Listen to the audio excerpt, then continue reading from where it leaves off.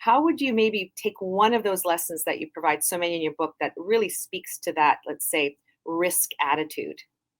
Yeah, no, great. And if I can, I'll use one more example from sport. And you could argue that the Brazil national team is the world's favorite football team, right?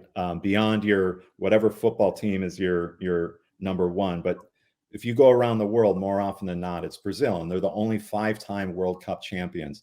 But it's the style of their play. They play a style called Jenga, which is influenced from Brazilian samba to Brazilian martial arts. And basically, their whole philosophy is allowing the individual players to reveal their individuality within the game, and their creative eccentricities are celebrated, right? And so they may drive you mad as you're watching them for 85 minutes, but you know what? And you see some footage here, but all it takes is that one amazing goal that you absolutely have never seen before. And so I use this as an example when I'm talking to different companies to ensure that in their culture, they're not trying to create uniformity.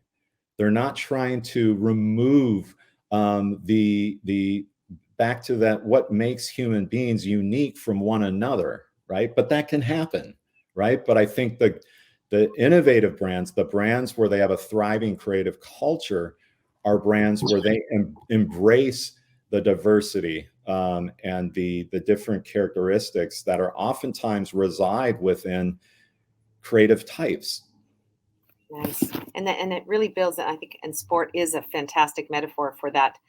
In the moment, you have to react. And so this idea of playing safe does not necessarily work Well, so well. you're right. There's a famous quote by probably the greatest, advertising art director in the history of the discipline. George Lois said, "You can be cautious or you can be creative, but you can't be a cautious creative." Okay. Now, I'm not saying I always practice that, but it's something to remember, right? Absolutely.